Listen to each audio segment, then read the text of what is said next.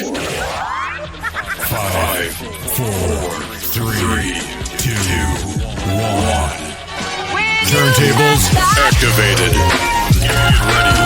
The most versatile hip-hop radio station in the world. You can talk about us, but you can't talk without us. Phenomenal radio. We are what radio should be. You could listen to one of those other stations, but what would your friends think? Holy where'd you find this? You're locked into the number one online radio station. Here we go! It's not that your radio sounds strange. You just found a station that plays what you like. Phenomenal radio. Radio just got a lot more fun. Thanks for listening.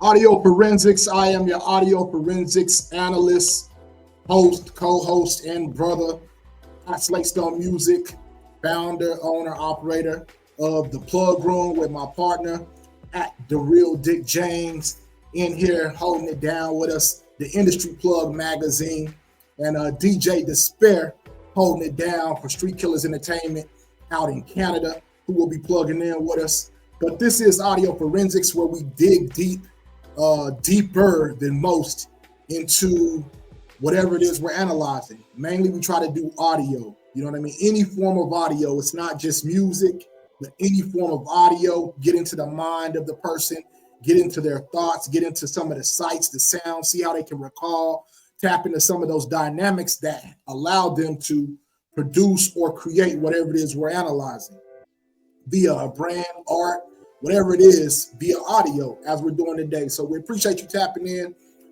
Again, in here with my co-host, co-owners, co-operator, The Real Dick James, anywhere online, at Slate Music, anywhere online, the Industry Plug magazine, Audio Forensics, Phenom Radio, the most versatile hip-hop station in the world. Dick James, what you got to say, man? What's going on, bro? Peace, love, and light, family. How you doing? Man, I'm good, brother. I'm good.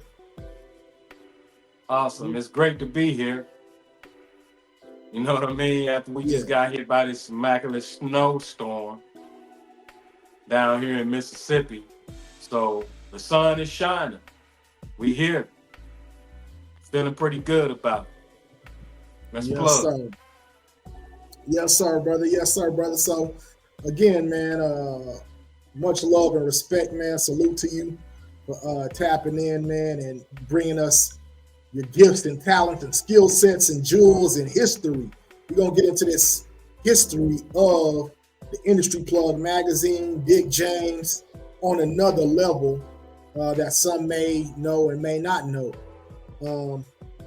But for instance, from what I know of you, we've been working together for some years, been in some different situations, and you have a great brand as far as I know. You're doing comedy shows, you're doing award shows, you was doing music as an artist, you got a magazine publication, physical and digital, blog sites. You have a versatile network from what I can see, from my vantage point. And so in the mix of that, we've come together, the creators allowed us to come together.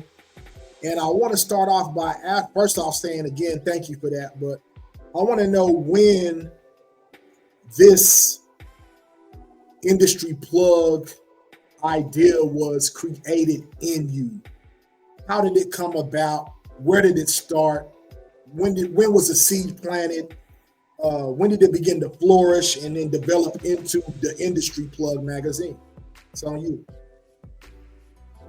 2020, during the pandemic, I was working as a curator with World Star Hip Hop. And I was curating a lot of top A+, A and B artists. And then I ventured over into the underground independent artist categories. And I became the #1 requested curator on World Star Hip Hop in 2019, 2020. Pandemic shut us down and stopped my comedy shows. I was going across the country in the Southeast, Indiana, Kentucky, Mississippi, Alabama, Louisiana, Texas, Florida, Georgia, North and South Carolina. And I had like a 4-month tour that was scheduled to come in January 2020, but because of the pandemic, we was on lockdown. And so, man, I started getting like depressed, and I started going through it, bro, because I had a lot of time, a lot of money invested in a lot of venues, and there wasn't really much I could do about it. So I had a revelation, and I just started listening to music, listening to production that I had on file for like 5 years that I put on the shelf because I was taking care of my mother. She was diagnosed with bone cancer in 2017. And so it helped me relieve my mind because it gave me a safe space that I could go within the mental and the emotional and the spiritual realm. Because in the physical, I really couldn't do nothing but be there for her in every way, shape, form, or facet that I was capable of doing. And so I asked the Creator to remove me emotionally, because I didn't know how else I was going to be able to deal with that. And that's what the Creator did, removed my emotions and strengthened me mentally and physically. So whatever it was I needed to do, I was able to do it. So when we got on lockdown and I was listening to music, I was also listening to my other conscious, and my mother was speaking to me. And she was like, "Son, what are you doing? I understand that you're dealing with a issue politically, but musically, it's time for you to get back to what you have been doing, what you were born to do. You've been practicing business for the last 10 years, and you've been helping everybody that you can come and counter with in every way, shape, form, or fashion that you learn to do so. Now it's time for you to help yourself. So you got to get back to recording your music." And I became real emotional because for the first time, I was speaking to a spiritual being that I lost in the physical. But I was so aware because I was missing her presence that it became very aware to me instantaneously that she is no longer with me in the physical, but she has never left me, and she shall remain in my conscience and all my actions. And so our relationship became tighter. And so she guided me telepathically through the recording process because I was becoming emotional. I was transitioning from a hip hop artist to more of a R&B artist, something that I was afraid of because my mother was the voice of the Golden Triangle area community, and something I didn't know about before I came out the womb because she never said anything about it. I learned about it from my family as they realized how serious and sincere I was about music, because the seed has been planted in me since I was at the age of 2. And I couldn't even remember that. But before my uncle passed, he pulled out Reel to Reel in 2006 out in Kentucky in the studio. And he showed us, he put it on the wall, and he showed me, my nephew, a couple partners, producers from Atlanta, South Carolina, a couple artists from Louisville, Kentucky. He showed us that reel. And that's the first time I saw myself as a kid for the first time. And I had a guitar in my hand. And he said, man, that's where the music seed come from. And I was like, wow. Wow. All my life, I've been doing a whole lot of different things. I was pretty great at sports, baseball, football. I had scholarships. Been winning trophies since I was 10, 11 years old. Most valuable pitcher. Started cutting hair in the 8th grade. So by the time I got in the 9th grade, I was a self-efficient, self-employed barber. So I was cutting probably about 200, 300 people head throughout high school. So my skills and my talents were working out for me. I didn't even have to get no job. I got a summer job when I turned 16 to show my mom I was responsible so that I could get my driver's license.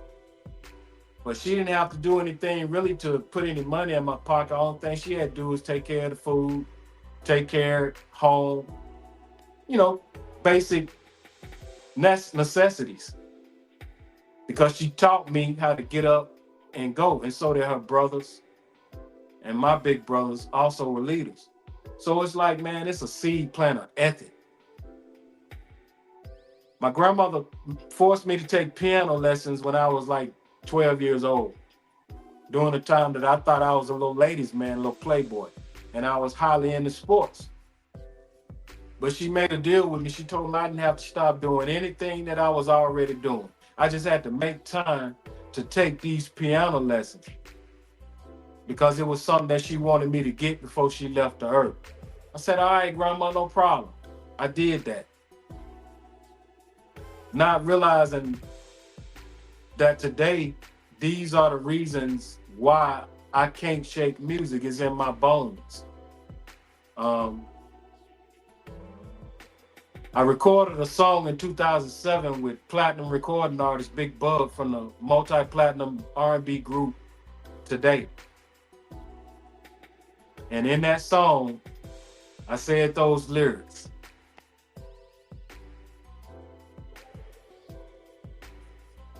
I can hear Jimmy because I stay off in a zone. But if it wasn't for the music, I'd have a pocket full of stones. So you know who I was influenced by, even though I was a soldier during this time period. It gave me an escape. Music gave me an escape. And so I got back to recording in 2020 because I had a revolution of everything that I'm saying now. Something that I don't even recall ever doing, really. Sitting down during a moment where you just really to yourself, with yourself, because there's no other place that you can be at this time and place. So it was a lot of growing, a lot of holding myself accountable, and practicing the things that I had been teaching and speaking for the last 5, 6, 7, 8 years to so many different artists from so many different places. And I had an opportunity to pour into me, and that's what I did, bro. And I had never been an emotional character. Never. Never. Man, I cry like, you know what I'm saying? Like I just got paid. Because it's mental and it's emotional strength from a man and a male perspective. And it helps us reduce a lot of unnecessary tension and stress. So I cry, man. And a lot of the times when I cry, it be positive emotional tears.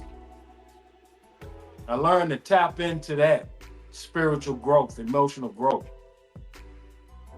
And so this journey with this R&B music has taught me something that I never knew, which is the reason why I was afraid to get into that realm of music, because my mom was great. Every Sunday morning, Missionary Union Baptist Church, the first church in this community, I had to be there, man.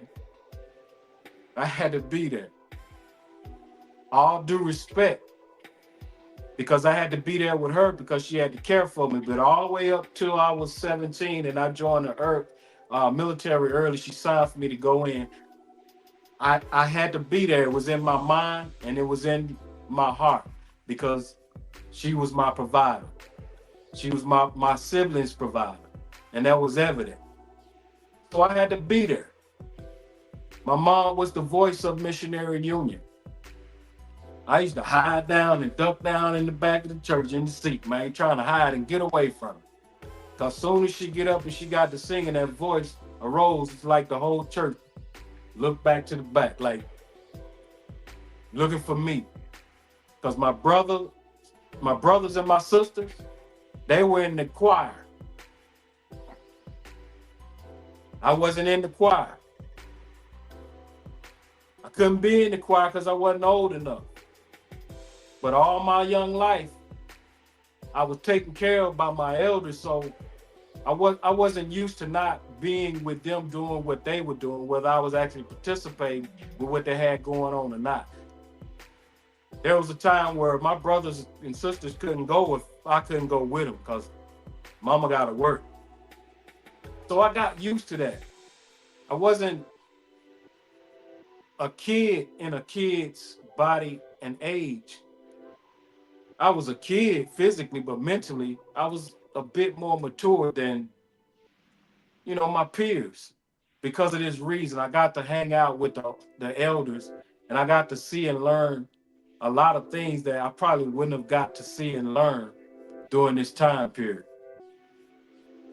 And with that education, it allowed me to be light speed ahead. So I'm very happy because this music journey has also allowed me to become a businessman. 2002, I was a performing artist in Columbia, South Carolina. And I got gassed up and I jumped in a talent show for Hot 103.9 FM and Blackground Records. And Arnold Taylor, who today is the CEO of SCMG South Coast Music Group, and The Baby, and Tusi, and Tia Karan and Black Zach, multi-platinum status. And I won the talent show. And people were just flabbergasted. Because it's like from out of nowhere, boom, a hidden gem. And I've been amongst them the whole time. The T is, though, I wasn't from South Carolina. I'm from Mississippi. But I had been in South Carolina so long because I was stationed there as a soldier that a lot of people was coming out of high school and I was 17, 18, just joining. I left going into the military basic training in South Carolina, got shipped to the war. 3 years later, came back, stationed Fort Jackson, South Carolina. So I grew up, became a man in South Carolina. And then as I began to expand myself musically and business-wise, North and South Carolina became my business stomping grounds due to people like Big Bub, people like AJ Savage from Columbia, South Carolina, who at the time took me in and gave me my first actual recording session on the house because he felt my spirit.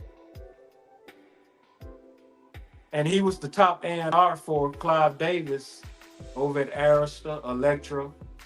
And they were on the midst of creating J Records. So he was big time. He took into your boy Dick James. And let me record into a $150,000 studio and then charge me nothing. Blew my mind. I went in there and it's like, yo, I dropped the ball. He was in there laughing. I was in there in my feelings because I had never been put on the spot like that in pressure bust pipes. I was a kid. And he told me, yo, it's not a problem because you're my man. I just really wanted to show you that I'm that dude. And as long as you take it serious and you get your stuff together, you're always welcome to come back. So that's a relationship that was always in place. Arnold Taylor, Charlotte, North Carolina. Jay Jackson, Delicious Vinyl, Capitol Records. And the list goes on and on. All the radio station program directors, radio breaking DJs, man. Um, I don't care to use the word blessed. However, people can prescribe to that word. It simplifies things. I just really been blessed to be in a lot of great scenarios, bro. And music is the reason why. I transitioned from an artist to a businessman because my mind was always in a business perspective. And so it gave me an opportunity once I released my first two records. The marketing skyrocketed me to where I had 100,000 plus streams on both records in like 90 days. So I did a press release and a lot of different publications came calling. One particularly that stood out was Starter 101 because it had been in the game for like 10 years plus. Well, 9 years plus on the East Coast from out of Norfolk, Virginia. They put me on the cover.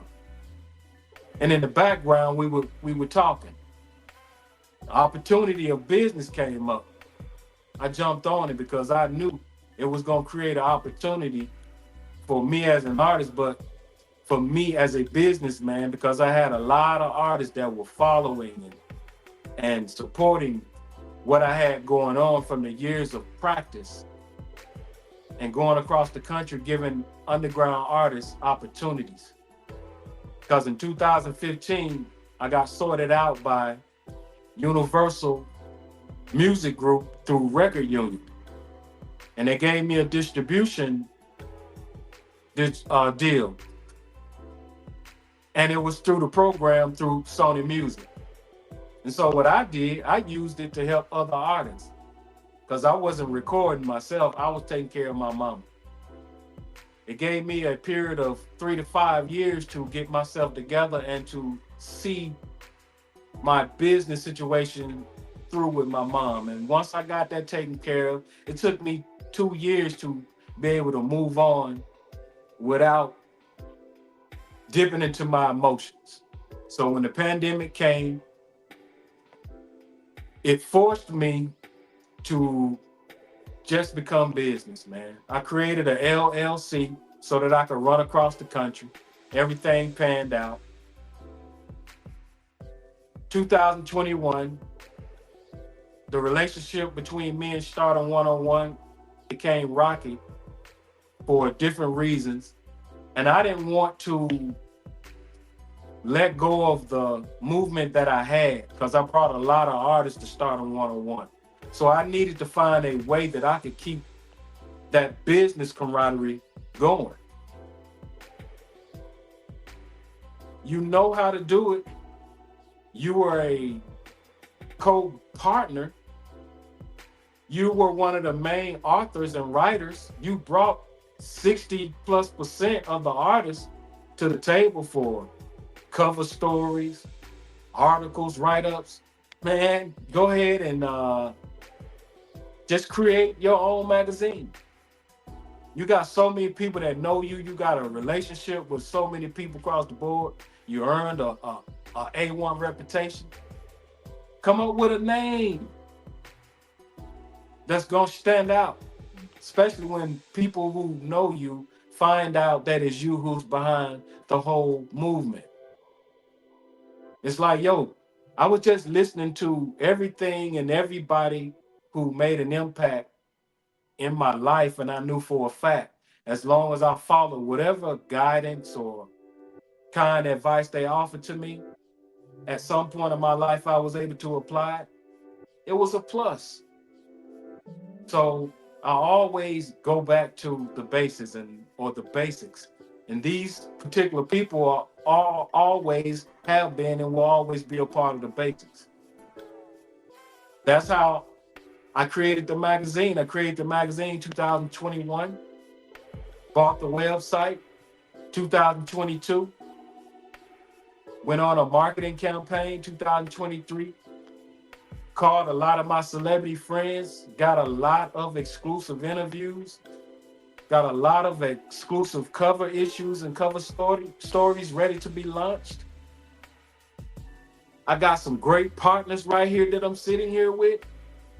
Now you guys are a part of the basis and the basics because you guys have given me room, given me camaraderie, and given me an opportunity to continue to grow and develop and build with people who have status, if not on the same level or greater. And the whole mission was to build a team or be a part of a team that was open and willing to be able to be operative and functioning so we all could collectively benefit from it. And the people that were willing to trust and build and grow with us and invest in what the services that we provide, they'll benefit from it too. That's really what it comes down to, Stone. Yes, sir, brother. Yes, sir, brother.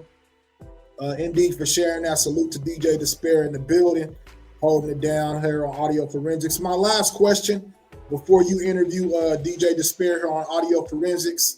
We at that 26-minute mark.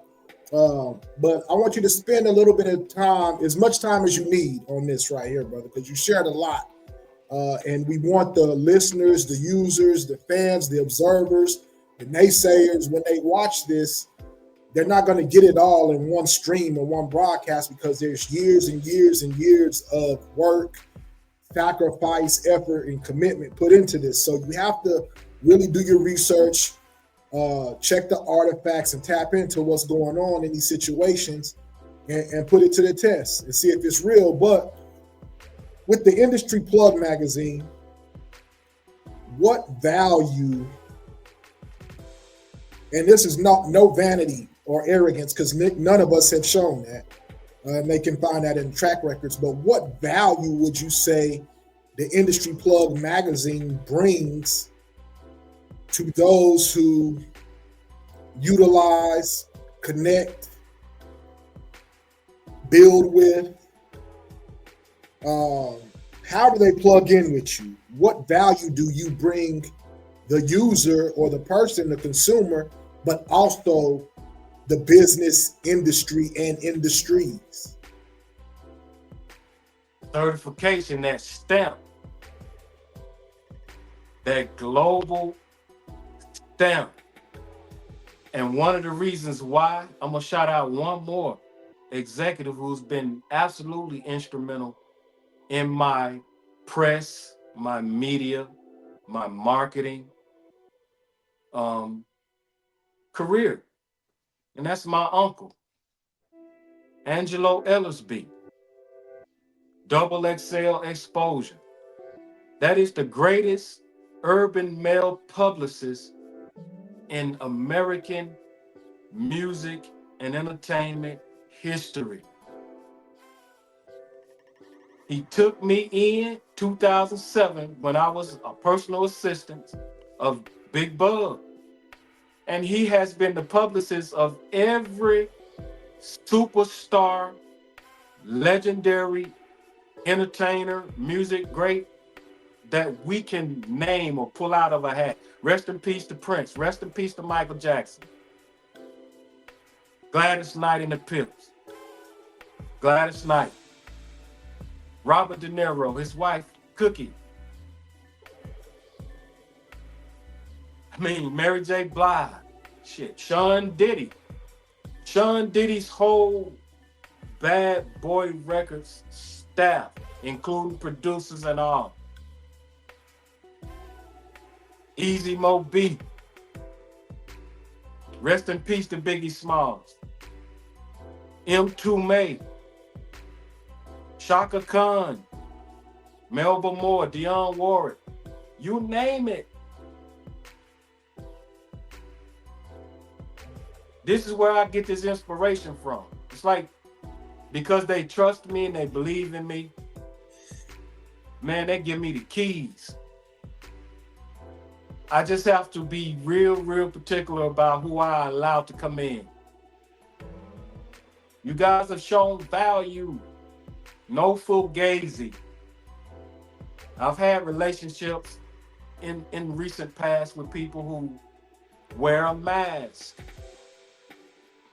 2023, in the 2020 vote, we pulled those masks off, and they are no longer part of our progress. We're here because we've been called, we've been chosen. We offer some genuine perspectives, and like DJ Disspare, man, that's a whole Canadian connection. You can't fumble relationship like that. That's a winning, that's Super Bowl. That's the long bomb. I'm going for the long bomb. Throw it in the corner end zone. I don't care what it takes, I'm gonna catch it. You the play caller. You called the play, Stone. I'm the top receiver. Disspare the quarterback. Appreciate that. Yes, sir, brother. Yes, sir. Well, if there's anything else you want to share before you interview Disspare, and again, shout out to everybody tapped in with us right now. This is the Audio Forensics. We are the founders. We are the hosts. We are the ones you need to plug in with. Anything dealing with audio forensics, hashtag it. Audio Forensic Stream, Audio Forensic Stream. You can hashtag that or follow any of the channels. Hashtag the Music Doctors. Check out DJ Disspare, Street Killers Entertainment.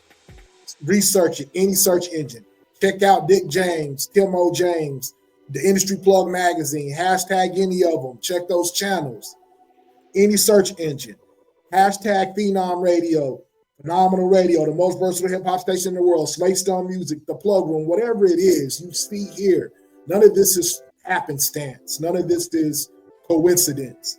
This is all by design. So hashtag it, do the research, plug in with us. But again, Dick James, before you tap in and plug in with Disspare, let the people know whatever it is you want to let them know in this minute, and then it's on you.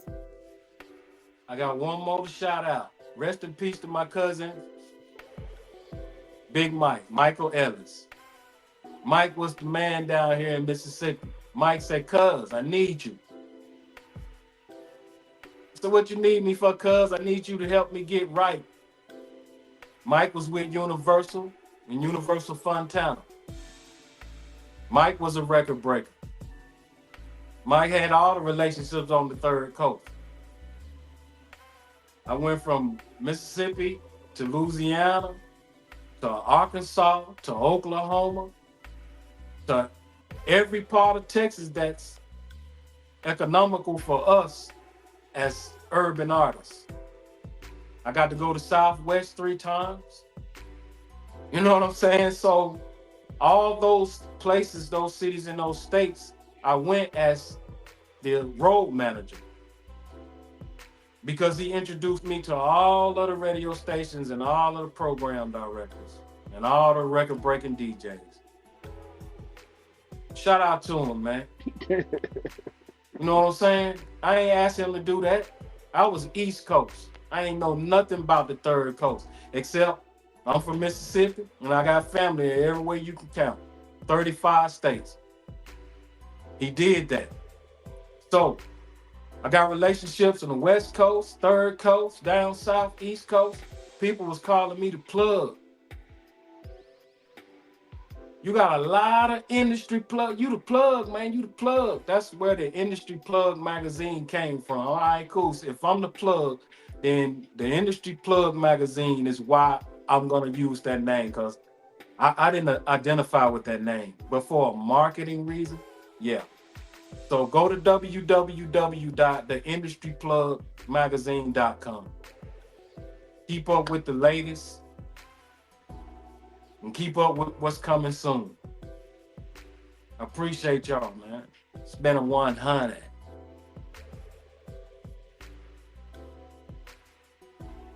And it's on you. James. It's on you, Dick James. You in control now. What's good, DJ Disspare? How you doing, brother? I'm just happy to be on the mothership. What's going on? I see you. You dressed all weather. You know, No, we're cold ready weather for now. What's going on with the war right weather? now. You ready for war? You said we're gonna do an interview and speak on it. We speaking on it. I came prepared. What's going on? Audio No doubt Forensic, about it. Slate Stone, salute. Thank you guys for everybody who voted. I won the Canadian Choice Awards for Best DJ Company.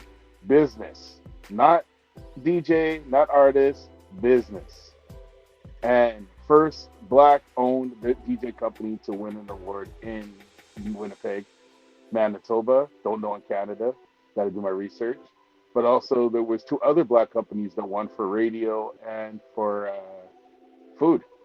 So they only picked three out of each city. So I was really honored to be part of the history. Yeah. Shout out to you for doing that. You're absolutely right. We talking about business, and that's the reason why. But you're also a great DJ. Yeah. Talk to us about how did you get into DJing? When did this DJing thing say to you, come on in here, man, let me show you something. I was born I got 40. something I believe you will like. Check me out. Well, 48 years ago, I was born into this world, or 49, you want to put it technically, how they age us. My father and my uncles were like in the entertainment industry. One of my uncles was a big time radio DJ, a radio host, and TV personnel from the Caribbean. He graduated from radio in Toronto in the 70s, 77, I guess when I was born. My dad and everybody, my family is basically very musically talented, from cousins who are soca reggae artists or soca artists to my dad was one of my inspirations. He had turntables in the house from the time I was born. So basically I grew up with turntables.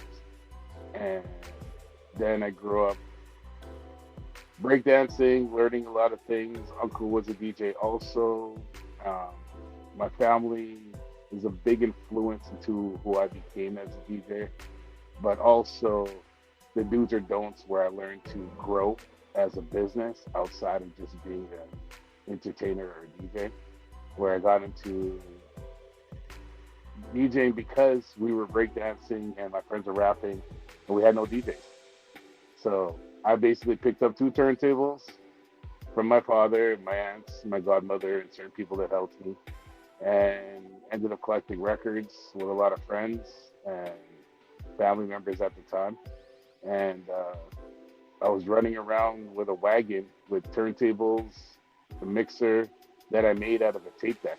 Because you remember those old school tape decks you used to get where they had the balance and the channels on it? And yeah, and you can have So I converted it to the right side, to the left side to be the channels. So I used the balance fader to basically be like the crossfader.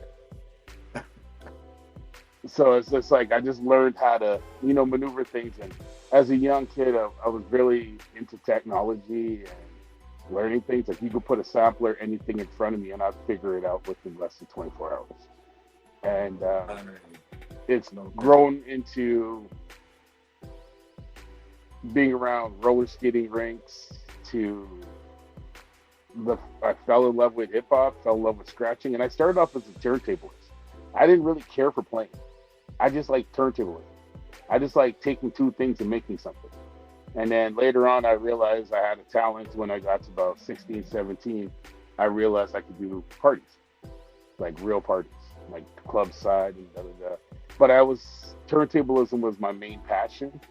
But I saw the money in the other side of it, and the money making at that time anywhere over $500 in the 80s '90s as a DJ was like really ridiculous back then because there was barely any DJs around.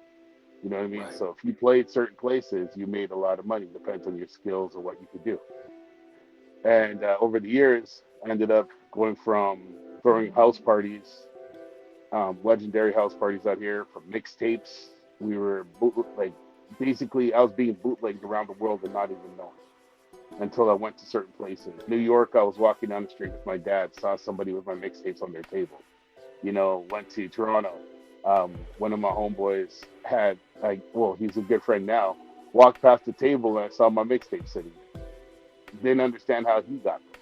But then I made deals with people to start flooding my mixtapes in different stores, different things around Canada and some places in the States. And we used to mail them out, the masters, to certain people back then. And people didn't understand that that was a very lucrative income to a lot of DJs until the DJ Vlad incident happened and Right. Violator and all that. And, all the DJs in the game kind of had to stop making mixtapes because everybody got basically busted, if you want to put at it.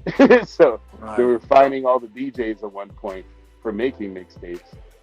Then a lot of us took a hit, but but your mixtape was your portfolio, was your identity. People hired you because of your mixtape. People wanted to listen to you because of your mixtape. You became popular because it was your first basically digital stamp as a DJ. You know what I mean? And Yes.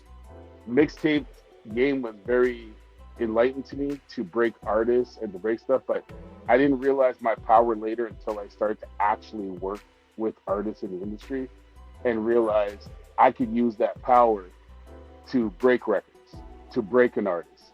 And I've been doing it since I was younger with the mixtapes and stuff, but I never realized what the power was with it because I was just doing it to be an asshole to other DJs.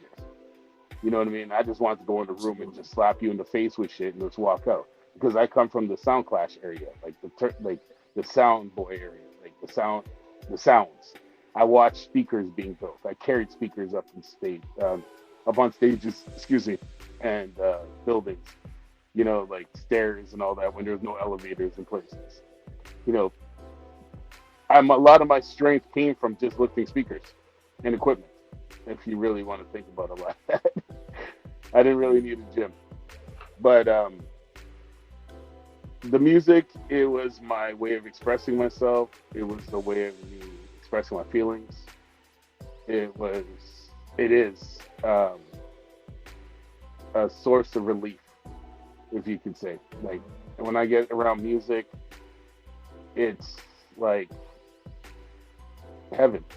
Like I get to enjoy that moment of making people happy, that moment of people learning a song for the first time, being able to meet people like you and Slate Stone and a lot of the people I know in the industry, becoming friends with my peers, becoming respected by my peers. It's becoming respected by people I literally went against over the years in industry, to becoming good friends with them and working with them now. And you never thought years ago, all the records I broke, I'd become Rough Riders. I'd be working with Wu-Tang. I'd be working with certain people. And, this game has changed my life a lot to the point where, even like you said earlier, I got to talk to Melba Moore. Who the hell gets to just talk to Melba Moore? And she follows me, likes posts, go back and forth liking things. This is the reason why I do this. Because even the other day when I won the award, having someone like Doc Ice shouting me out and making a post to celebrate my wins, and not even my own homie that hangs with me every day does something like that. You know what I mean? Or people will celebrate your wins. But somebody who started breakdancing from the Ed Sullivan show and all that stuff till, was one of the first Pioneers breakdancers of ever on hip hop, TV. You know what I mean? They're the pioneers rap, of hip hop. These and cousins, breakdance. and his family was Houdini, rest in peace. Like there was a lot of things in this world that people don't seem to understand is that, like you said earlier, being around your peers and the pioneers, if you never grew up that way, because some people, they grew up in celebrity households, some people stuff, and a lot of people didn't grow up in struggle talented households where there was everybody was talented, but who got out? who was able to take that next step, who was going to take that risk, who was going to play safe. Because a lot of people in this world want to be workers. A lot of people don't want to go and take their craft to the next level where it's like, I'll DJ on the weekends, you do that stuff. And then next thing you know, it's like, when did you go to Europe? I'm like, oh, our album, an album I had involved with an artist, Reddy Rod P. I did the mixtape side of it, and the next thing you know, both albums charted. Oh, well, what made you do that? Mixtape game. The shit that we've been doing since. Sometimes people forget, if it ain't broke, don't fix it. Just relax and let it flow. Don't rock the boat. But how many people actually listen to that song? How many people actually paid attention to positive hip hop? How many people actually paid attention to motivational hip hop? Because most people rather hear twerking, hands on your knees, like instead of knowledge of self. Right. It's a different aspect of life when it comes to music. So I wanted to be that voice that played the real, not the fake. And I got to a point in my DJ career where I felt that I was being jaded by breaking certain records or breaking certain artists or using the power for evil instead of good. You know what I mean? And now we're in a position right now where underground hip hop, knowledge in music and spoken words is coming out heavier now because people like us kept it alive. We kept pushing it. We kept supporting it. And to even sit here and talk about legends, a lot of people can't do that. Got to interview Chuck D. How many people can say they did that? Yeah. You know what I mean? Like, there's a lot of things in life that this DJing thing gave to me that it gave me a sense of relief from the world because I was always involved in chaos. And I tried to keep it outside of this world, but sometimes it comes in it. You get some bad seeds, you get some bad people you work with. Some people try to sabotage us for working with each other. But it's just like, no matter how it goes, you're going to jump over hurdles. You're going to get to the truth. The righteousness will prevail. Like, this is how the world goes. Absolutely. So basically, me being a DJ was just like, you ever watch Dr. Claw? Like everybody always talks about the superheroes. I sometimes like the supervillains because Dr. Claw, all these guys in their thing. I was the day I got my screens in my studio and I was like, okay, I did this. And then next thing you know, I'm like internationally putting out records, doing all this other stuff, connecting people to each other and going against the grain. And sometimes you have to do that because what you think is righteous ain't really righteous, right? And people are hiding from the truth all the time when it comes down to music. Some people rather rap over their lyrics instead of have a DJ's confidence of holding down your tracks behind. You know what I mean? If you're not confident in your own music, how could I be confident to be your DJ? Say it one more time. If you ain't confident in your own music, how could I be confident to be your DJ? You can rely on me. I ain't gonna screw up. But whatever you give me is what I'm playing. You know what I mean? Absolutely. And there's a difference between a professional DJ and this is the fly-by-night DJ. Not every DJ does everything. Some people are just meant for the clubs. Some people are just meant for radio. Some people are just meant to speak on radio. Some people are very talented that they know it all. And then they got a lot of people who take credit for their credentials and all this other stuff or use you to realize they don't have the talent you have, but they're going to rely on it to use it to try and make themselves look good. I see this every day in the industry. It's hard for me to even collide with a lot of DJs because I don't like a lot of DJs. You know what I mean? It's not to be like mean or try to fight or nothing, but I don't like people who just do it for the girls, do it for just do it. Like, you have a power to break your best friend's record. You have a power to put people in position. Use it. But some people are afraid to even play a new record until somebody else plays it. Right. Or they're still stuck on playing Biggie, Tupac. You know what I'm saying? It's like the safe zone tracks because everybody's still stuck on playing things. But a lot of people don't realize there was a new Biggie album dropped during COVID. No one touched. There was a lot of things that dropped during those times that no one touched. But what are we to know? if you don't tune into our radio platforms like Slate Snow said, if you don't turn stuff, how are you going to respect the DJ if they're playing your record on every network they're on and you don't even support? Like, seriously, 7 radio stations, 9 shows, 7 days a week. Yeah. You know, just today you missed out the show if you didn't tune in to Phenom Radio. You know what I mean? And you could also catch that shit on my app too. Like, me and Slate and a lot of people became technical in this world where being a DJ is just only one part of it. Being a rapper is only 15% of the business. I'm gonna piggyback off of that. No matter what perspective you look at it or what perspective you're looking from, the DJ is and has and always will be the master of the ceremony. Well, the DJ was the original producer. At one time, the DJ was the producer and also the MC.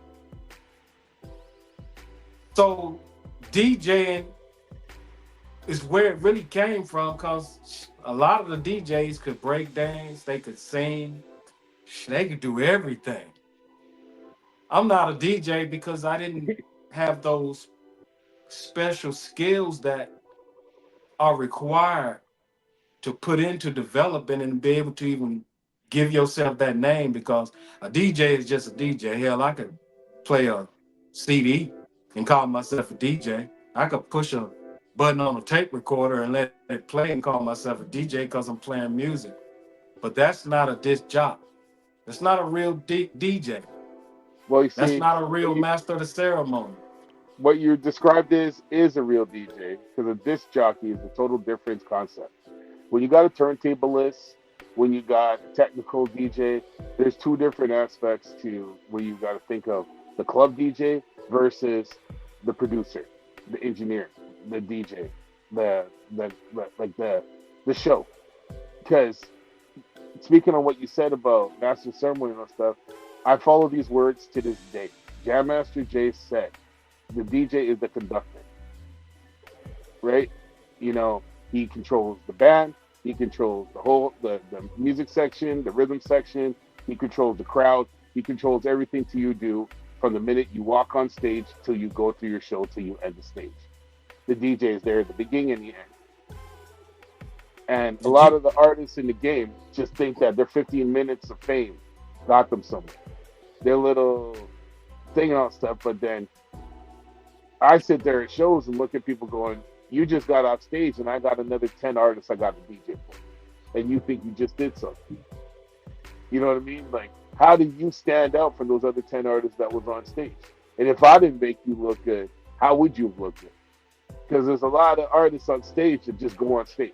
They don't have nobody who knows how to rhythmically cut tracks during their stuff, save them if the track doesn't play well, bring it back if there's like a problem, like in the middle of the set, and make it look like it was just part of the show.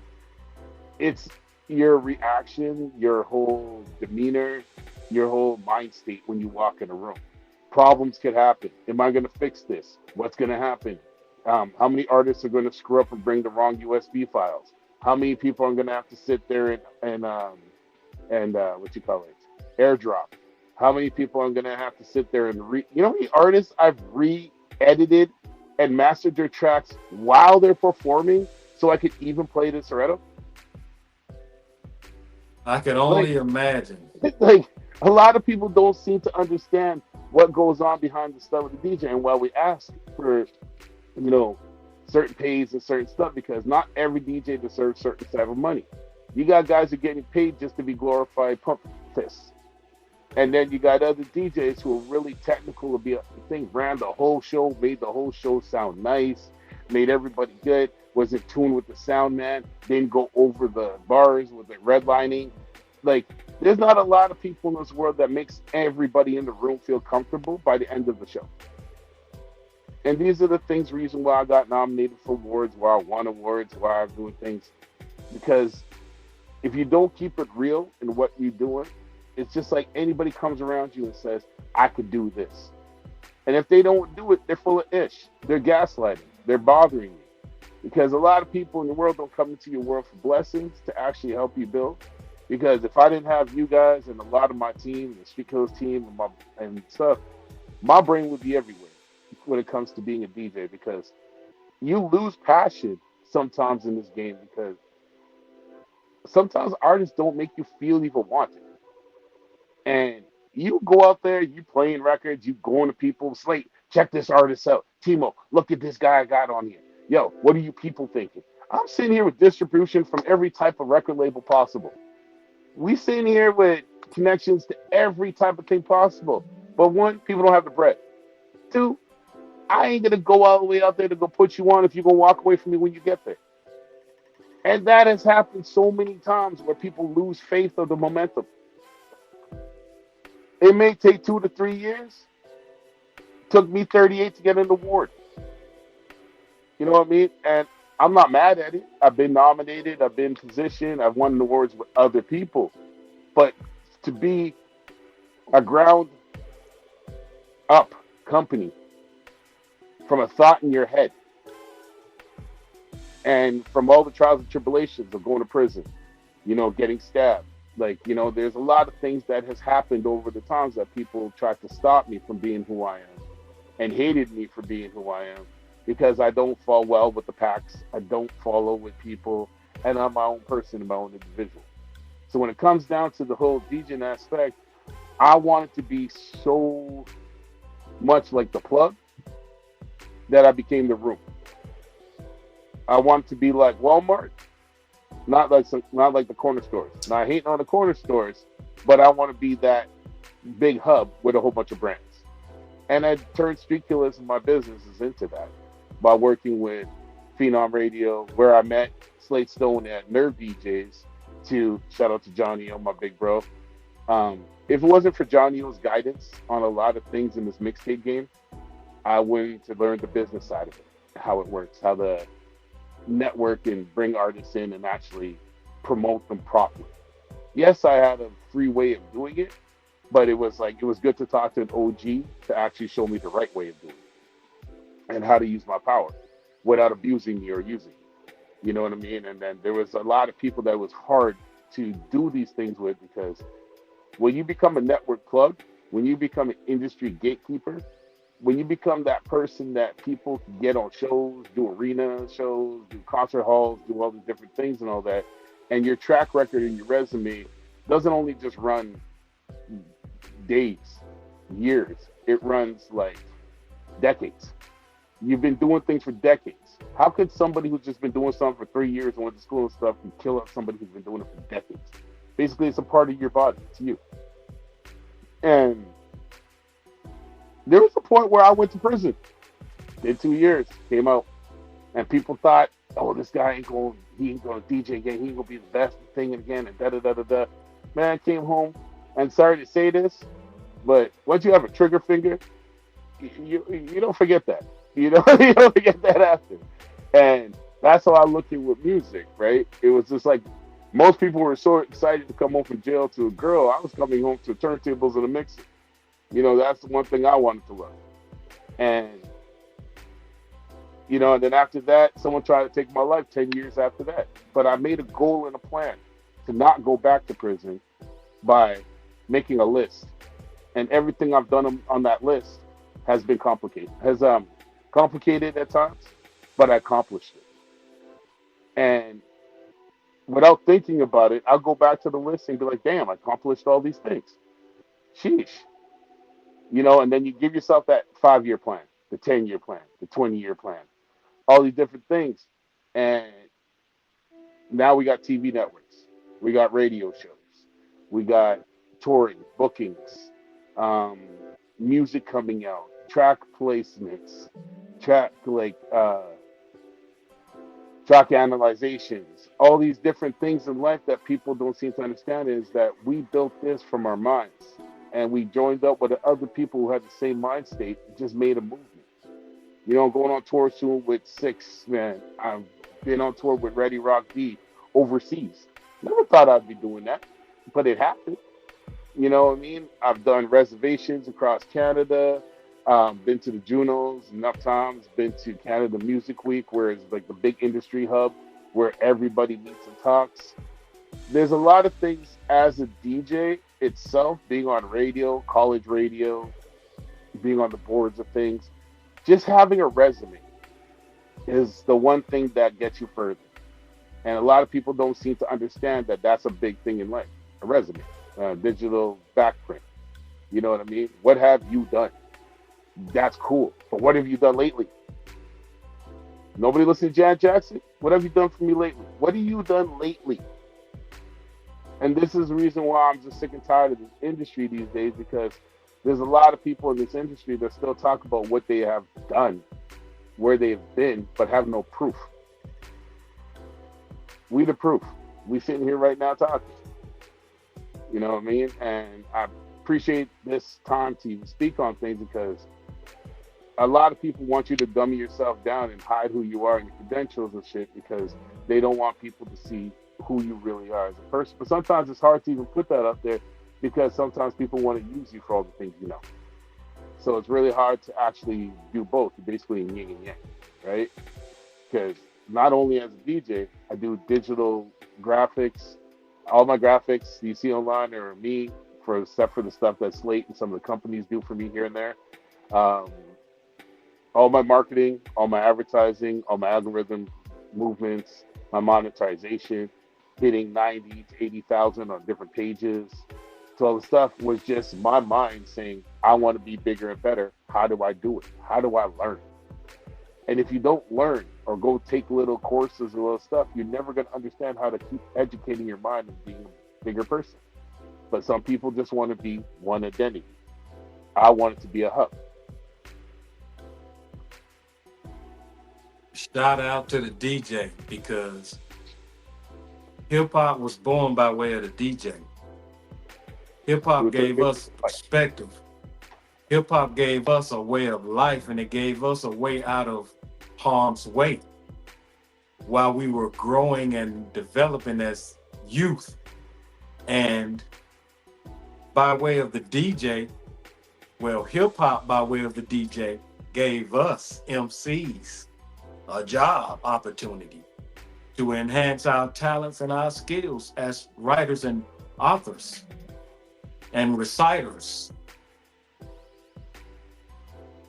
We're grateful for the DJ, so that's why we're going to show gratitude to the DJ, because if it wasn't for the DJ, where would we go listen to music at? Because during the time and the era, we didn't grow up dancing and juking and jamming to live bands. We were excluded from that due to age and due to the genre of music. Hip hop gave everything rebirth. It revitalized every form of music. So today, hip hop is still vital, and hip hop gave life for marketing, media, press, promotions, advertisement.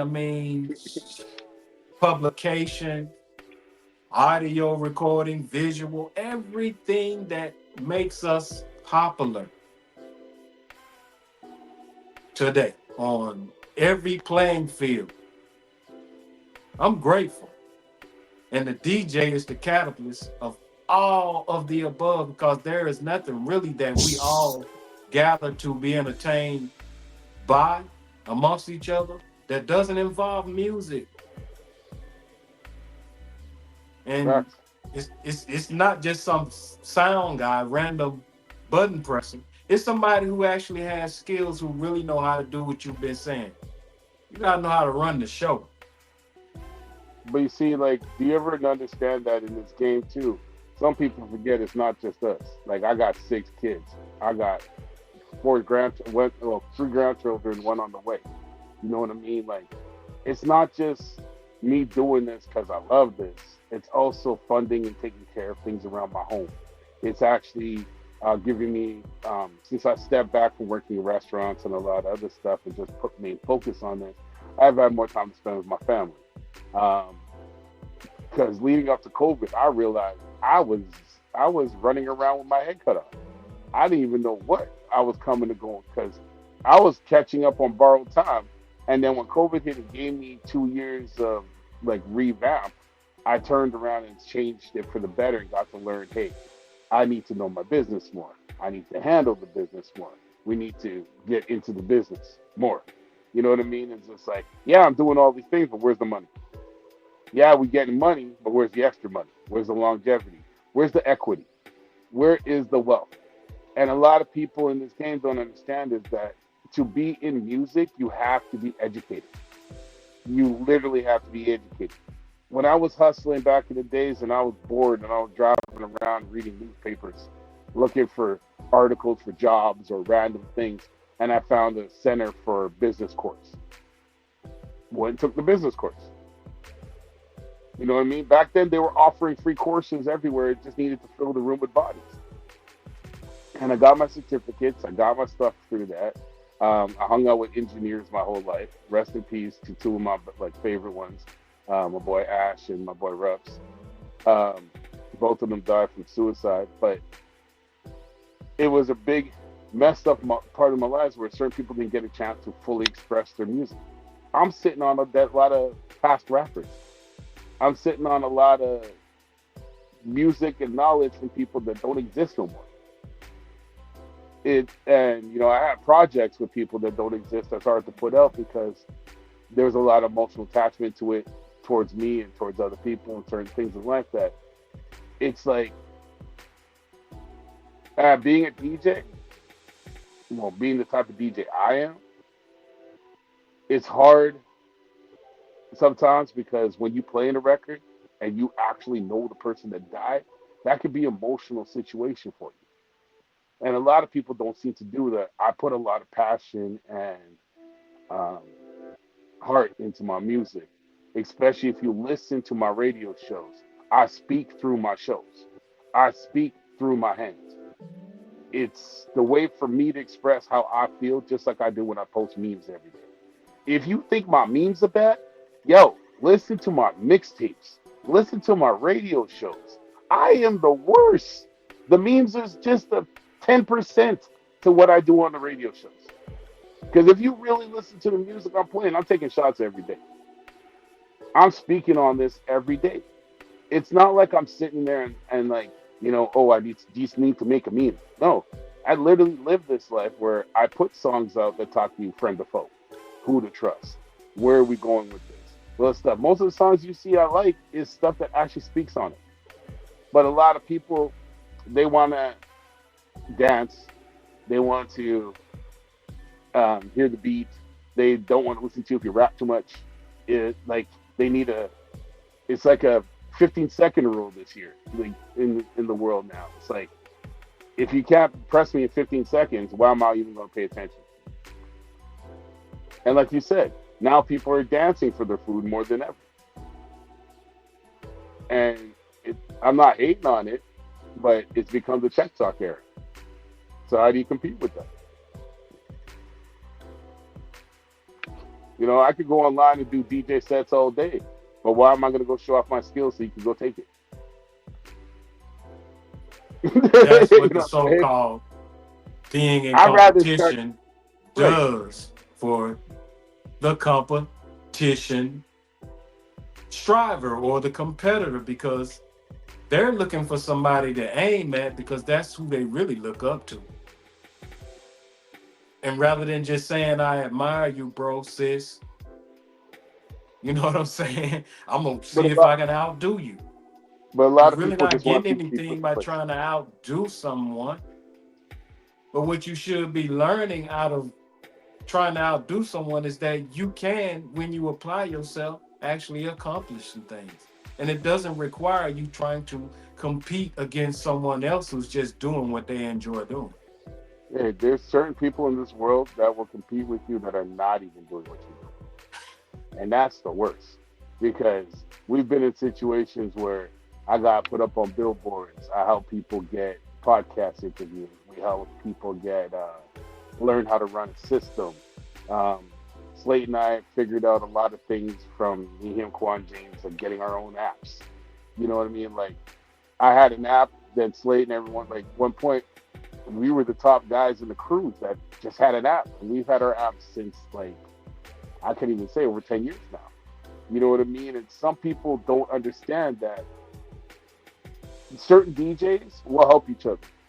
Certain people that are not DJs or whatever, people help each other, but then you got certain people that they will overuse and over abuse the help.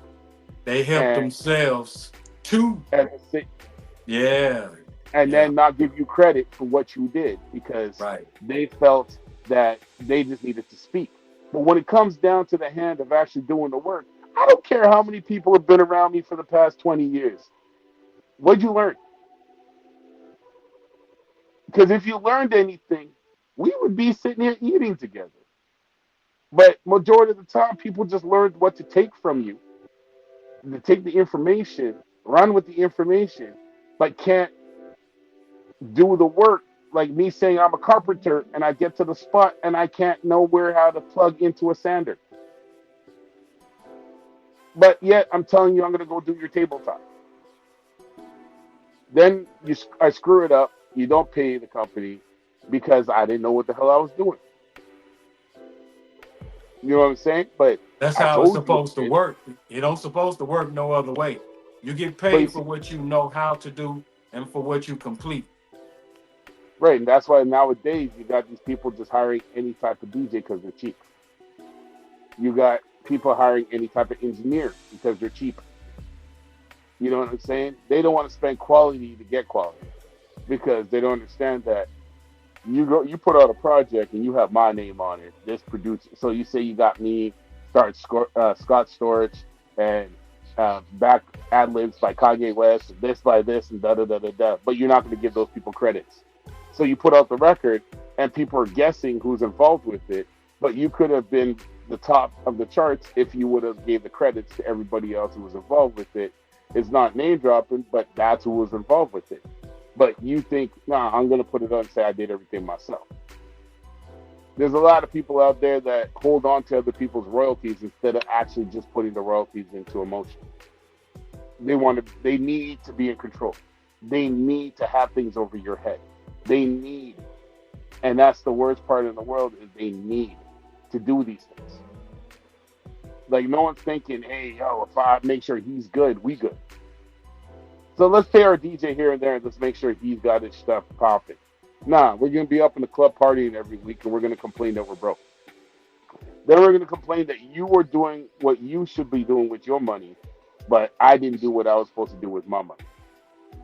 You know how many DJs out there that don't even have equipment, let alone own their like record pools or anything to have the right music? Most people, they're just flying by day. Like they're just flying. Like they're not letting their business actually grow and show um, morale and consistency and integrity. Because in this business right now, I could lie all I want. How you gonna find out? I'm in Canada. You know what I mean? But if I Right. didn't have the credentials and the stuff popping off and the consistency, and you could go watch my stories, that's a big thing. But you got a lot of people out there, when you go on their page, all you see is promo. You ain't seen no DJing, you ain't seen no club events, you ain't seen no artists at the events, but they're selling you a show that they're gonna say that they can pack the place with 1,000 people. Well, show me one of your videos that did that. Right. You know what I mean? Like, there's a lot we could talk about. There's a lot we can get into, but just to give you the brief, we don't say we just a plug for nothing. I am the plug. I've been the plug. I love being like the plug and the gatekeeper. I love what I can do for people and help. But at the same time, I just want respect in the same way because I've lost a lot of people for disrespect. You know, you try to teach people, you try to tell them things, but they think they know it all. And then in the end, shit happens to people that don't listen. And that's the worst part about it. You can't go back and blame somebody because you didn't listen. Accountability, bro. That's the motto. Man, Got to Sharice be said. responsible and you got to be liable. Facts. Got to be both. At least that's how I rock. And I love being able to assume that position because I trust me. I know that I'm gonna do what I'm assigned to do. And be it that something comes up that I can't, I'm knowing that ahead of the game. So I'm gonna give my partners head up because they're gonna have to pick that slack up for me. And I don't need them having to fall off the wagon because I'm having to deal with something that's not allowing me to be who I'm normally, guessed up to be. So the key to it, always being fluent or having the opportunity to always be fluent is open dialogue, open communication. I am my brother's keeper. Yes, I am.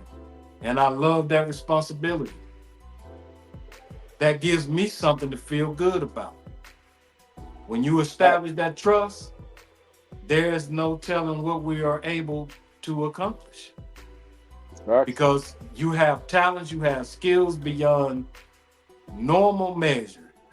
And all we have to do is come together, use our brilliant brains, and we can build and develop whatever we choose, whatever we decide. The DJ is the man round here. Well, I'm happy to have a DJ collectively who is able to do those type of things because we got some real grind hard, outstanding DJs on our platform. Shout out to DJ Roski. Shout out to DJ D South. Shout out to DJ Sean Swift. Shout out to EJ the DJ in the background working for on something real special. You guys are outstanding, man. Without the DJs, I don't know what the radio station would be doing. And it's funny that you bring those guys up because, like, those are my peers. Like, to this day, we all support each other. And, it's like some people try to tear us all apart because we're a talented conglomerate of DJs that are very good at what we do. You know what I mean? Like, a lot of DJs these days is putting out records. Like, I got mad records coming out now with artists like J-Wise. We have a remix out with my boy Eclipse, Tough Dumpling. For this track, Him. We did 3 versions of it. We haven't even got a chance to release the album yet. There's a lot of talented DJs now dropping records on a regular. Shout out to my boy Ritz. Shout out to my boy DTS. We're about to get into some crazy shit with that because DTS is one of the longest running DJs out of Toronto for a radio station called the Master Plan. Like, the Master Plan show at CITC. But it's like, if I didn't surround myself around the DJs that did it, because a lot of people don't understand is I come from a legendary DJ sound crew called Soul Controllers. And Soul Controllers, do your research, do your thing on this. They were one of the biggest sound crews in the world that did the remix game back in the days when Black Chinese, Mighty Crown, and Chinese Assassin, and everybody was doing those mixtapes. We were also part of the remix circuit when, those remix compilations like 88er Records and all that stuff that used to come out back in the days. A lot of those chant records that you hear of some of these days came from a lot of the guys that I work with. And at that era, remix, smash-ups, and all that stuff was a big thing for us. Nowadays, people just do it because it's digitally easy to enhance anything and do stuff. But taking 2 records and just putting it together was like, okay, I'm going to take the Mary J. Blige acapella and throw it over Mobb Deep. Next thing you know, Mary J. Blige has a song over the beat later. You know what I mean? It's like, these are the things that inspired a lot of things for to be happened, where a lot of the stuff that we did as DJs have now become the pillar for actual artists and mixtapes and everything Standard, now. baby. Yeah. Right? Because you got a lot of producers now producing like their sound selector, where they're cutting the tracks, repeating things back. They're making it sound more intriguing, just like how a DJ would chop up a track. And it's remix. But you see, not even just the remix anymore, just the regular tracks are even being more open, where I could take the words and re-scratch back and play with them. But nowadays it's hard to remix a track now because they play with the beats a lot. So that gives me a more creative aspect to flip other things and play around. But you see, if you're just a club DJ, you're not going to think like that. You know what I mean? If you're just around the way DJ, you're not gonna think like that. Because ever since I watched the movie Juice when I was a kid, I always said I ain't gonna just be local. That was never gonna happen. You know what I'm saying? Like, That was it, bro. that was one of the first movies that actually got my head going, man. Besides Yeah, Fresh Groove and all that, like yeah, that really got my head going. It's like that's the route I want to be. And I did go into DJ competitions, Red Bull, DMCs. yeah. Done so And much things. it wasn't no MCs or nothing, just the host. Just the The hosting. real rapper, the real MC was just the host. Hey, I remember battle raps used to be a DJ and two MCs and a host. You know Yep. what I mean? Nowadays, there's no instrumental. We get it. You want to spit bars Yep. and just talk all day, but it does. I miss rappers in battles going over in beats that to test their skills if they could actually be talented on any type of beat you throw at them. Anybody can just freestyle in the air. It's simple. Half of the The tracks that are DJ out right gonna now. open you up. At least the DJ opens my mind up because you're often thinking of the next thing to say, especially when you are really freestyling. Man, It's sometimes not I a think planned objective. So when you got a DJ that's hitting it, bringing it back, oh man, come on, bro. That give you a moment to breathe. That give you a moment to regather yourself, and that give you a moment to switch it up and take it to something else, or go harder on what you're speaking about at the time. That DJ, man, that the DJ is the producer. yep. And most You of know the what I'm time, saying? And DJ. sometimes the DJ and the producer are separate, but then when you put them together or they're the No, same entity, the yo, DJ's always been the producer. If you really go back to Jam Master Jay and everything from the beginning, there was no producer. It was him taking two records, going simultaneously in the booth, and DJ going back Molly and Mall, right. Because you remember the Walk This Way, they only took the instrumental and cut that chicka up and chicka played with chicka it. ting Right. ting ting So it's ting. just like Yep. if you look at it, really go back and look at these DJs and stuff. Every time they went on stage, the records they were using were actually the instrumentals or the breakdowns. Yep. Because until you put everything actually onto a record after, everything was just you sitting there with six different records having to do the hook, the drop, the breakdown, the beat kick. If you're lucky to have a drum machine, you know what I'm saying? Like a lot of things that people don't understand. It wasn't easy being an MC. Remember, you know how many times walking into a room and hoping that the cassette player doesn't eat your tape? Yep. Then later on, we got CDs, hoping that the CD player doesn't skip. Yep. You know what I mean? And then so that all took out. And then nowadays, you got USBs now, and hoping that their tracks are analyzed properly, and they're not encrypted or wrong wave file, or you know what I'm saying? Like Right. over the years, it just changes, just different technology, same issues. You know what I'm saying? Like Yeah. a lot of rappers show up on stage and want to do sound check now. Why? You're rapping over your lyrics. Why do you got to do sound check? Right. You know what I mean? And sound engineers are having a lot more problems now with artists because they don't know which vocal is mastering when they're playing the beat or their artist is rapping. How are you supposed to master an artist's vocal when you can't really hear it clear because he's got the lyrics in the song too? So there's a lot of factors of what a DJ is experiencing in the back and trying to make you look good, but you don't make it easy. And salute to Absolutely. the artists that make it easy, that respect and really know the craft of the DJ, and just basically have freedom of leaving the DJ alone to do what he's got to do. No doubt. No diggity, And no doubt. nowadays, it's hard to be around certain promoters too because a lot of promoters are telling you what to do, and I'm sitting there going, if I wanted to be like every other DJ club, I wouldn't be here. I'm trying to change the thing, but no, people don't know this music.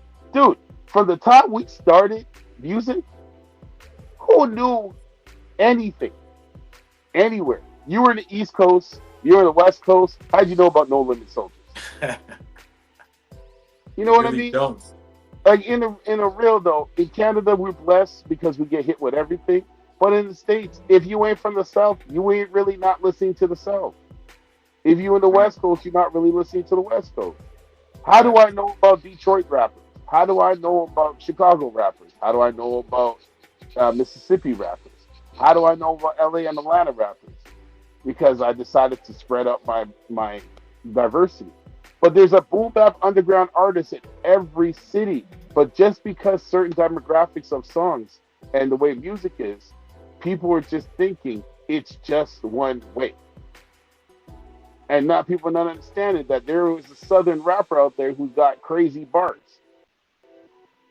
But because of his environment, he needs to do southern music. Yeah. You get what I'm saying? And it sucks that way. Look at how long it took for a West Coast rapper to actually rap like Game Yep. and be taken serious, like Kendrick and the rest of them, Right. right? But what were we used to for rapping? The OGs, Son of Bees, you know what I'm saying? It's just like the Marquez gangsters. And then you used to hear that stuff all the time because that was the pattern for gangbanging music. That was Right. the certain Right. thing. So, right? So, how do you separate gangbanging music from traditional club music when gangbanging music is club music? Okay. You can't tell me you go to no club and don't hear anything coming from Dog Pound, Dr. Dre, Snoop on It's where you're gonna TV. hear that in Right? the club, if not in your Right. own private vehicle or in your own Unless you home or that type of wherever. person that listens That's to where you're that. gonna hear Right. that. Facts. The streets Right? and the club, that's the same thing. You know what I mean? Like, it's just like, how do you, as a consumer, find new music? The DJ. And that's what it's missing right now. I remember going to the clubs and playing records, and people going to the record store the next day, and the record store is calling me and asking me what did I play the night before. Yeah. Nowadays, That's people should damn that shit right there in the club, and if they can't find it, they mad at you. You know what I'm saying? So it's just DJ, like, baby. That's that power. and please When you're stop when you're rolling on up with your top of your phone. game. Hey, in this new world, this new industry, yo, you pissing off the DJ every time you roll up with your phone and put it in the DJ's face. Go to the club, go to the parties, and enjoy what's being played. If you want to hear your track list of the stuff that you want to play, wait till you get in the car, wait till you're on your way to work, wait till you're at home. But when you're out in an environment, and yes, I know you paid money to come out, I know that stuff, but you came out to be entertained. You don't go to the front of the stage and tell Drake what songs to do. You don't put up your phone and tell Drake to go change the set. You don't tell Snoop to do the same thing. You don't tell Kendrick to do that. You don't tell people in the industry what to do when they're the talented and stuff. Especially like Jazzy Jeff and certain people like that. That is shameful because you know what you're getting when you went in a room to see these people in the first place. That's why you spent that money and you did that business arrangement. Respect the DJ, salute the DJ, let the DJs eat. With that being said, I want to thank you for coming on and for being very diverse and giving people something that they probably wouldn't have even considered paying attention to because they see DJs everywhere they go, or those who claim to be DJs. Um, you're a real businessman that happens to be a DJ and earn a living. So shout out to you and the Canadian, relationship that we have. We appreciate you. It's your Hey, time to interview one of the true aspects that allows us to be where we are today. It allows us to be in this very visual presence. And shout out to one of the greatest. Since I've been on board, from my experience, he the man. And if it wasn't for him, we wouldn't even be able to talk to each other right now. So do your thing. One shout out, love shout to Slate Stone Music. So, yo, I want first to say I give this man flowers. Me and Slade have been through a lot. We've been in this game for a long time. We've interviewed each other on both of our own platforms. and it's an honor now to do this again. It's Slate. Tell us where it started, man. Tell us how it all started. Salute to you, brothers. 1,000, man. Just sitting back, taking it all in. We can do what we want on this platform. So, I learned from both of you even more outside of our working relationships, just hearing you all express your stories and experiences and whatnot. So salute to you all. As far as Slate Stone music anywhere online, I don't know where to begin, bro, because music has always been a part of my life. The seeds were planted before my birth. Talents, musicians in the family, all those different experiences up until, where we at. Is it Phenom Radio, Plug Room, 1,000 Network, Audio Forensics, MCing, The Nation, like what, Slate as a person, Juan Carlos X, like it's so much, bro. And we all have our different stories, but as far as Phenom Radio, Slate Stone, I started out as a musician in church, started around age of 12, down South Texas, organs, keyboards, pianos. It started there, and then it went from playing in the church and being around that and being exposed to different music when I could get to it because I was a preacher's kid. Then it was making beats, investing in equipment, bought a Korg Triton around, and I was 20 when I bought the Triton, but I had a Korg N264, I want to say, and a Planet Fat Emu sound rack. I think I had that like at 17, 18.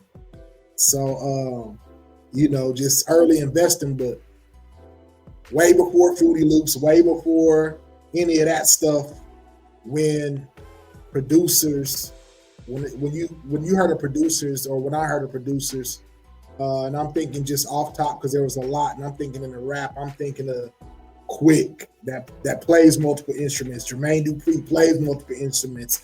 They were playing the instruments in the sessions. You know what I mean? And so I was trying to be that, and so I got invested in some equipment as a teenager. Recorded the first tape. And of course, in high school, it was funny. We had the mall, and you could take an instrumental in there or whatever. Me and my cousins, or me and some cats from high school. The first group was called Wig Splitters. That was our group. It was me and two other cats, man, his brother and his older brother. And we was in high school together, and we was writing some flows. And I was elementary with it. I didn't have one group, a certain genre or area, or demographic of rap I was listening to or was exposed to. Again, I was a preacher's kid, so I couldn't get it at home like that because that was worldly music. You know what I mean? So I had to get it when I was at school with my cousins, at my friends, catch some TV videos over here, whatnot. Anyway, started recording around that age, professionally in a studio in the mall. And then from there, recorded some records with my cousins. Then around 18, 19, got into a studio, recorded an album with my cousins professionally. A couple thousand went into that. And salute and much respect to my mother and my father and those that truly loved me and invested in me at this time and through my life in many ways other than music. So that happened. I'm producing beats, doing a gospel hip hop album, the one that was professional, which was not accepted at this time. They was not messing with no rap or worldly music. Joined the Air Force around the age of 20. Bought a Korg Triton, hooked up with my brother up in Wichita, Kansas. And this is before radio. I'm about 20 years old, hooked up with him. He bought a Korg Triton. We felt some kind of way because we was grinding. But we was like, at that time, a Korg Triton, $3,500, depending on how many keys you was, $4,000. So, you know, those were our little chains, and our chains and stuff was like, shit, I just dropped 4,000 on the core tribe. Like, what? Like, oh, I got this, you know, in Sonic. Like, okay, all right, well, shoot, let's do it. So we put it together. Me and my brother hooked up with some other brothers, other cats that was some MCs at the time. So around 2000, without getting into all that, Full Blown Click was the first group outside of the gospel that I was a part of around 2000 to 2004. And we put over $10,000 into a project studio. I have 4 other brothers we was recording with. There was a female artist in there and another artist, but he wasn't really in the group. We started a label. And we thought this was back when it was consignments, one sheets, demos, record deals. It wasn't none of that 360 stuff. It was still A&Rs. It was still like talent shows still meant something. You know what I mean? If you got exposed, like Timo James said, at a talent show and the right person hear you, then that was a good thing. But we was always grinding. And during this time, we in and out of clubs, going up on the road, pressing up units. Like I said, real units. You know, it was a time where people were burning CDs, and then you had the greenbacks because the burns with the stamp with the sticker on the front, or they had it laser disc. But we showed off by having it pressed up with the barcode, the silverbacks. You know what I mean, with the shrink wrap, the whole booklet on the inside, 4 or 5 pages, because you know that was costing. 2,000 units out the gate, you know. So we was like, all right, I got work. You know, we wasn't showcasing the illegal like that. You know what I mean? We was showing our work. And so anyway, it started there, MCing, evolved from there to working with DJs, traveling, doing shows and whatnot. To 04, went back to Texas because I was in Kansas. So I went from Texas to Kansas, Air Force time for several years. And there was other places in between that. And then from Kansas back to Texas. And there was no radio presence. It was FM was still popping. So you had Live 365, but FM was where it was at still. But there was no independent presence. And so we were trying to work that in a city called Lubbock, Texas. When I say we, me, and my brothers from Kansas, because I was traveling back from Kansas trying to get our stuff on the radio. And they would let me do show intros like at the lunch hour. I could do an intro for the DJ, or at the 5 o'clock traffic jam, they let me do an intro, but they were not playing any local music or underground, as they called it. So we kept pushing. I met another cat by the name of Slim out there in Lubbock, and we start grinding together, and that's a whole story. Some of it's online. We hooked up, started pushing, broke into FM radio. While all during this time, still traveling to DJ conventions, pressing up units, pressing up flyers, pressing up posters, hanging them up everywhere we could. At the gas stations, trying to sell them, put them in a little gas station stall, slapping stickers everywhere. That same grind that we seen, especially out here in Texas, but what we knew of Master P was known really for pressing up his units and taking it everywhere. But in Texas, you know, the H-Town cats was on it. Swisher House, even in DSR out of Dallas, they was on it. King Kali out in San Antonio, when he was with a Third Degree, I think it was Third Degree Records, they was on it at this time. And so, you know, we were in West Texas, you know, that I felt we were at the top of that game at that time. So anyway, we're doing all this, finally broke in the radio, FM, got an independent hour on FM out there in Lubbock. It then went from 1 hour to 2 hours, and then I was at the radio station 6 days a week, not getting paid. I always want to put that out there. I was on that radio station, took one of their shows to the #1 show. We had the #1 show, but took one of their established shows with industry music to the #1 on that station, up there 6 days a week, and didn't get paid 1 penny because that's how they do, you know. So I should have learned from that. But I'm still thinking, all right, we're going to get heard. We're going to get this. We're going to get that. We're going to get this. We're going to get this deal. And stuff like that would come without getting into all that. Eventually, that started fading out after a year. We picked up on our online. we went to Live 365, and at this time there was no TuneCore, there was no DistroKid, there was no TuneIn Radio, there was no. This is back Napster still days and BitTorrent days, where you had to get music from. Like he said, DJs, you was having to get underground stuff from bootleggers. You know what I mean? That was bootlegging the music, really. So we broke onto the Live 365, and then Phenom Radio came from FM. That's 6 days a week. We had a Sunday show that was 2 hours, and this video's online circulating. Y'all can go search it. The history of phenomenal radio. So it went from music, producing, rapping, MCing, the radio, FM, still grinding, doing all the other stuff, producing, rapping, MCing shows, to linking up with DJs and building our own platform, which created Phenom Radio, the most versatile hip hop station in the world. Been streaming independent artists over a decade, networked and built with thousands of DJs as the DJs here.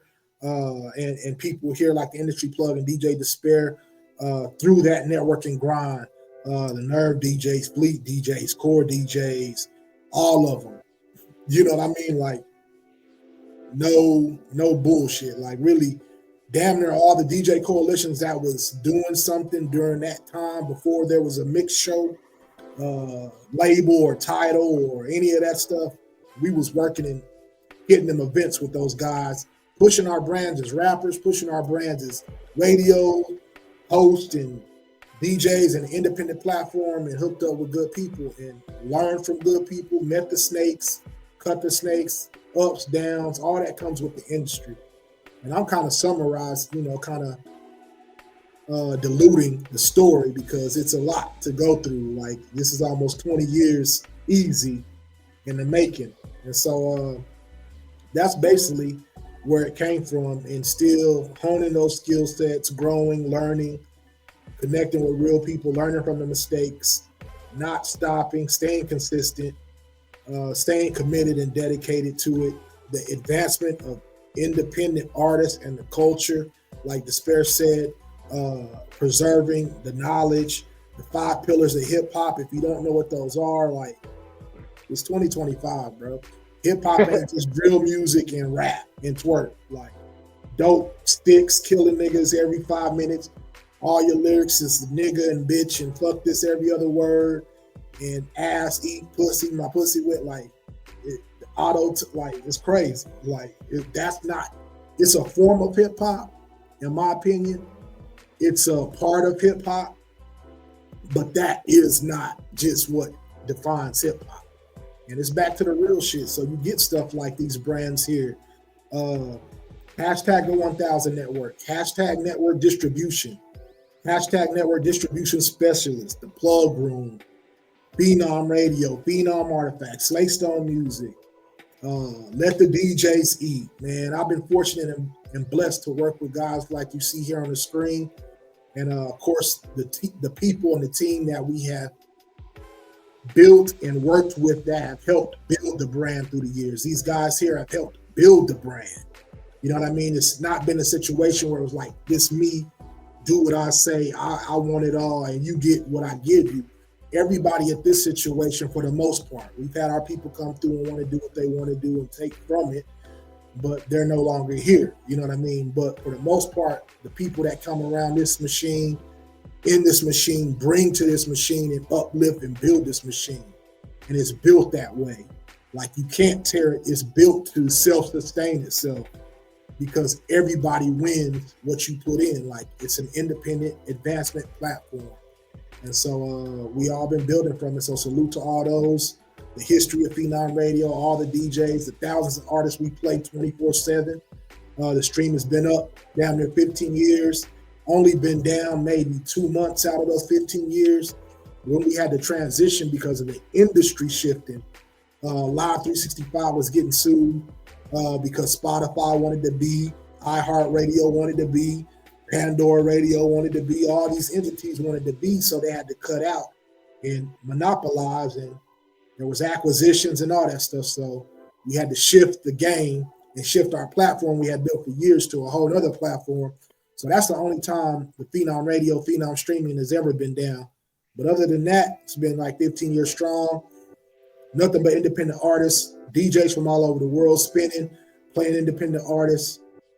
And that evolved, and all that evolved to the plug room where you can plug your business and plug your brand. Audio forensics is a portion and birthed out of this grind and all this, the industry plug, DJ Disspare. And so here, man, and hopefully that's it in about 10, 15 minutes I'm gonna give y'all, but just tune in, man, and do research and plug in with us. Yeah. See, since you've been the industry plug and your transition to Islam and all the stuff that, growing into the men we are today, how does you feel now that the knowledge that we have and the knowledge you have to bring to the table now to help artists, why do you do it? And why do you feel it's necessary that you do it? Because there's a lot of different dynamic or different levels to that question in itself, or a lot of reasons for me. One of the main reasons is because we can't be who we need to be unless we do it together. And jewels, I didn't make this up, and I'm paraphrasing it, but jewels are not meant to be kept. They're meant to be given. You have treasures and skill sets that can enhance. Just think of this. I didn't build this computer. I didn't build this StreamYard platform. I didn't build how to make graphics. But if these people in these places did not put that out there and do it, some won off of it, some stole the idea and ran with it, some helped. Like, you have to give. And you have to pour out of yourself as much as possible. If God gave you all these gifts and you have all this talent and ideas and things that you can lend, I'm not saying give it out carelessly to everybody, because everybody ain't worth it. Some people don't know your value. You know what I mean? Some people don't know your worth. Some people don't deserve it. But if God has given you the opportunity and the gifts and the skill sets and jewels to enhance this world we live in, enhance somebody's life, lift their mind up, change their life, create opportunities, better our environment, who are you to hold that? Who are we to hold that? Right. Who am I to hold that? So when you ask me why I do what I do, I've been in situations where I didn't get $1. And I didn't know people was talking behind my back. Maybe I was naive, but I was giving them the benefit of the doubt. Exactly. Trying to be a brother, and that's what it's supposed to be about. But at the end of the day, everybody don't look at you as family and whatnot, and that's part of life. But I do it because this is what we're born to do. This is what I was born to do. I'll say that because not everybody does it. The gifts that I share and the stuff that I give from the knowledge that I've acquired and that was poured into me has prompted me to the fact of pouring that out. Because this how it was poured into me and you get this from me, imagine me pouring that into others and they doing just a piece of something with what they were given from the creator above, because the creator gives it to all of us. That's my mind frame. Who the creator is for you and yours, so be it. No disrespect. But it all comes from an essence, the source. And so we got to plant these seeds, bro. We got to grow and move on. And what's for me, what's for DJ Disspare, what's for Dick James, and what's for us is nobody can stop that. Nobody can stop that. So I don't mind giving out my jewels, bro, or giving out jewels to those who deserve it, those who are willing to learn and use it or know, and benefit from it. If it can help you, great. Don't look for no credit from it like that. We all want credit, don't get me wrong, but the credit is due to the creator because it's not my gift. But I do want to say, just while I have this, when it comes time for that financial breakthrough or that money or whatever it is, so be it. I'm going to still be the same Slate that y'all seeing right here, just with the opportunity to go and move when I feel. Right now, we in survival mode. We all trying to survive. Most of us, you know what I mean? Even those that's playing like they got all the money in the world, like, who? You know what I mean? Like, I'm not at it for the material things. I'm in it for the work and raising up our people's mind frames with this knowledge and whatnot. So we can have a billion DJ Dispares that have that mind frame, built not you specifically, but those that share the mind frame of growing, preserving the culture, preservation matters, building community development. That award you got, DJ Disspare, is because of the work you do in the community. That's recognized. The servicing of people. What services and value do you bring? The same with Dick James. Those awards, and being in those rooms with those people at Stardom Magazine, and Double XL, and knowing these stars and being able to do it's because of your value and because of what you do and who you are. The favor that's placed on you. So the favor that's placed on us, it's on us to do this audio forensics. It's on us to do this music doctors. Hashtag the music doctors. You know what I mean? Because at the end of the day, the real is going to remain. You're going to have to choose the real or the fake. And hey, take it or let it alone, like the minister says. But that's why I do it, bro. And ever since your followings and teachings from the minister, you know, between the three of us and our knowledge of self and the growth, there's a lot of things that I've realized now that you bring a lot of positivity and strength around us, especially from the things that we've gone through, because a lot of things and obstacles in life had put us three here in a position in life that we had to basically separate to reconvene by the powers of God. Because I woke up one day and Allah said, yo, call Slate. The Phenom kept popping up in my face every day, and I'm sitting there going, I miss being on this radio show. The flyer from the Boom Bap thing, I'm like, I miss doing this. And then when we reconnect, and basically from 5 minutes of you being on the phone with me, we were back to business like we never left. Indeed, man. We didn't even got to speak on it. It was just like, you good? I'm good. We good? We good. Can we move forward? No problem. And that's a respect that a lot of people can have, despite the fact of some of the things that had happened in our careers and stuff. But I look at it, sometimes you got to separate for the hunger to see who's really real and what's what. Because sometimes you could tell people anything you want. This person ain't cool. This person ain't this. I don't believe in this person, and da-da-da-da-da. But when some people have been there from the beginning and watched certain people build things from the beginning, certain people do certain paths. A lot of the stuff we do online, we know we've been doing it from day one, but there's a lot of people copying and acting like they just made it up. You know what I mean? And it's funny when you get after a while where people test you and challenge you. And this team right here, I respect you all. I'm glad that we got a chance to go and speak on each other, and in a respect way where we're not overpowering each other or anybody's better than each other. We all three individually help each other in different ways. And I respect the fact that this is a future that I can see growing into a bigger thing now, because we've already been on this path. Yeah. What are we going to do with it now? And you know what I mean? Take and it you up can go some back more. and look at the interviews with me and Slate and all the stuff where we already spoke on a lot of the things that is out. That's why a lot of it was brief on this show, because there's other two shows on his platform and my platform where you can see the interviews we did and touch base on things. And if you go back and look at those interviews, you can tell we never missed a beat. We just now finally back on our feet. And that's just how it is. Yep, that's how it is, brother. That's how it is, brothers. And you know what, man? Again, I appreciate this brief opportunity to share with those watching this just tiny pieces and fragments of what they'll be connecting to by utilizing this platform. You know what I mean? Everybody got a microphone. Everybody got a camera. Everybody got a podcast. Everybody's a rapper.